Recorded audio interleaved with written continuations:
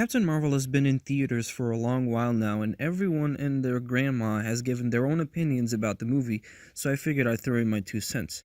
Honestly, I went into the movie with my expectations at an all-time low. I really wanted to hate this movie, but that's not what happened. I walked out of the theater and I enjoyed it. I thoroughly enjoyed it. I thought that Captain Marvel was a good movie. Not great, not bad. It was just good. It was an okay addition to the Marvel Cinematic Universe. Brie Larson is a good actress, and her performance in the movie was okay.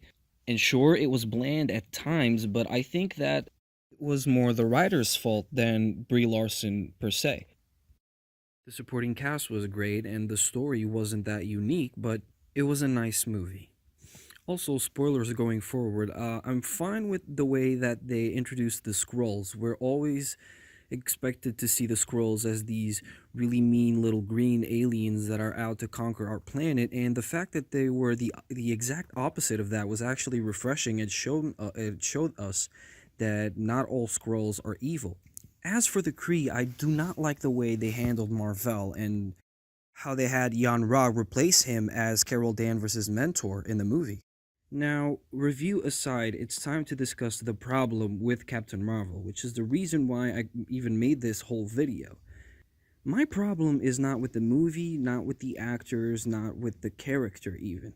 I mean, it's no lie that the movie is currently the most controversial movie in the Marvel Cinematic Universe, but mostly because the way it was presented to us as a fan base. The marketing for the movie made it seem like this was some big female empowerment movie. Brie Larson was the first woman to star in her own movie, and that is not the case. Now, the marketing for this movie made it seem like Marvel forgot all about the previous badass female leads throughout the years. It's not that Captain Marvel isn't worthy of sharing that title, but she was far from someone who reinvented it. As far as a female empowerment movie goes, Captain Marvel falls short of breaking boundaries. Carol Danvers, as a solo character, doesn't present herself as someone who is capable of leading a team, which leads us to a statement from Kevin Feige that really upsets most comic book fans, that Brie Larson's Captain Marvel would be the face of the Marvel Cinematic Universe going forward. The reason why this does not fall well with most fans is, again, not only the way she was marketed as someone who was groundbreaking for the women of Hollywood and generally the world, but also the fact that it casts a shadow on the MCU's existing female characters, more prominently Black Widow and Scarlet Witch.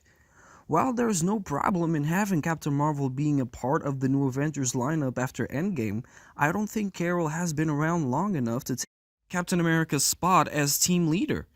Additionally, she was stated by Kevin Feige to be the strongest character in the Marvel Cinematic Universe, and I think that just isn't true. After Thor Ragnarok and additionally Avengers Infinity War, Taika Waititi showed us that there is no one stronger than the God of Thunder, Thor Odinson. And honestly, after all we've seen in Captain Marvel, Carol just doesn't seem to possess the same amount of strength as Thor or even the Hulk.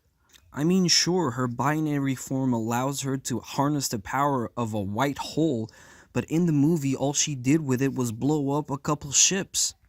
Meanwhile, Thor was running around fighting Hela and her army of the dead and almost killing Thanos the Mad Titan, who was responsible for wiping out half of the universe.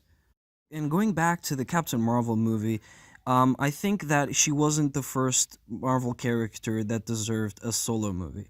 And the fact that Black Widow is getting a movie after Captain Marvel, even if it's a prequel, I think that's just unfair for the character and for Scarlett Johansson as an actress.